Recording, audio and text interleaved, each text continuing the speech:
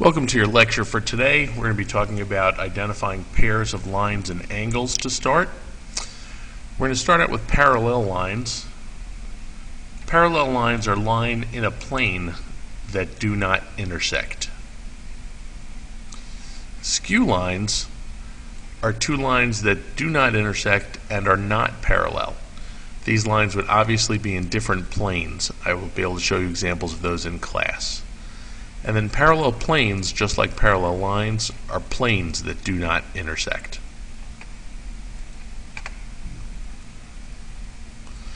Here's an example. If we look at this picture, think of each segment in the figure as part of a line. Which lines or planes in the figure appear to fit the description? So we want lines parallel to CD that contain point A. Here's CD, here's point A, so a line parallel to that would be line AB. A line skew to CD, which would be this one, containing point A, would be line AG. We could have also said line AH will be skew. Line perpendicular to CD that contains point A would be line AD. We can see it's perpendicular, note by the right angle there. And then a plane parallel to plane EFG, EFG being the bottom of this box, would be the top box, which would be plane ABC. The parallel postulate tells us that if there is a line and a point not on the line, there is exactly one line through the point parallel to the given line. Here's a line, point not on the line. This is the only line I could draw parallel to that line going through that point. The same is true for a perpendicular line. If there's a line and a point not on the line, then there exists exactly one line through the point perpendicular to that line. And here's our line, here's our point. This would be the perpendicular. And that's the only perpendicular line to this given line that would go through that point. We've got some vocabulary for you as usual. A transversal is a line that cuts across two or more lines. Here's an example. You can see the two blue lines. The purple line cutting across that line would be a transversal. There are some angles that are formed by transversals. One of them are called corresponding angles. I've gone ahead and matched the colors. Corresponding angles mean angles that are in the same relative location. As you can see, angle 1, which is marked in red, and 8, which is marked in red, are both in the top left. 2 and 5 are both in the top right. They're corresponding. 4 and 7, bottom left. 3 and 6, bottom right of their 4 angles. Those are corresponding angles.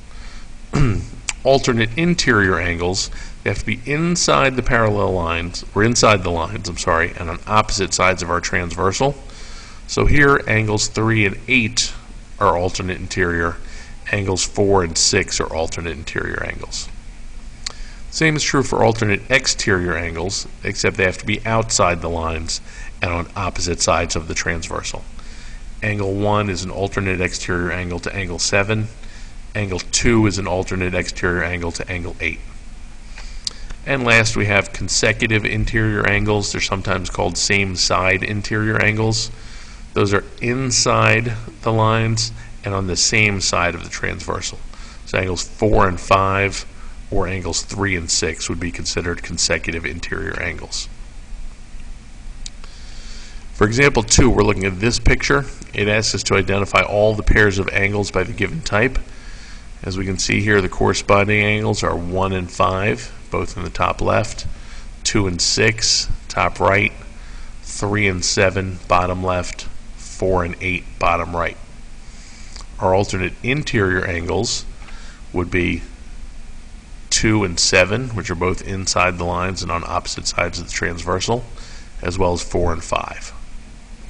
Our alternate exteriors, which are outside the lines and on opposite sides of the transversal, would be angle 1 and angle 8, as well as angle 3 and angle 6. And our consecutive interiors are inside the two lines on the same side of the transversal. Angle 2 and 5, angle 4 and angle 7.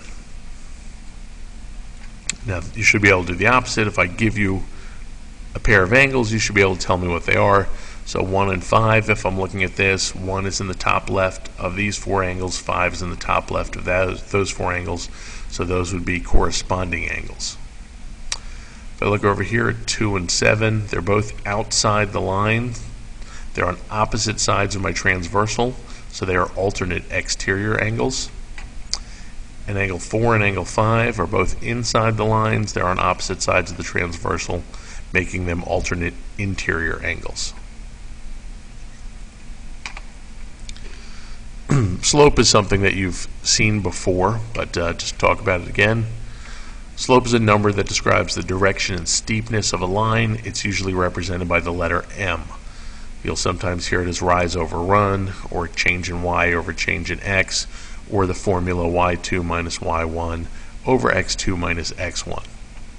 Slopes can tell us some things about a line. A negative slope tells us that a line moves down from left to right. A positive slope represents a line that moves up from left to right. A zero slope is a horizontal line, or an undefined slope is a vertical line. So what you should be able to do is take these 4 sets of endpoints, plug them into the slope formula, and come out with the slope for these 4 sets of lines. So go ahead and do that, and then continue the video.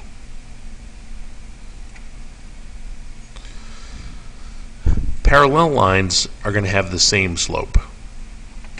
Perpendicular lines have slopes that are opposite reciprocals, which means you're going to take the slope, flip it over, and change its sign. Or if you multiply the 2 slopes together, they will equal -1. You should be able to look at these lines, figure out their slopes, and tell which are parallel, which would tell you which ones have the same slope. And over here, you're going to draw a line H, which passes through 0.30 and 76, and then you're going to graph a line perpendicular to that line that goes through 0.25. So you're going to have to figure out what the slope of that line would be and go from that point. And example number 4, line M passes through the points -1, 3, and 4, 1. Line T passes through -2, -1, and 3, -3. Are the 2 lines parallel? Explain how you know. So what do you need to do to prove 2 lines are parallel? And then for example 5, we've got 2 sets of lines here. You need to figure out slopes of both the lines and tell me if they are parallel, perpendicular, or neither. Thank you, and I will see you in class.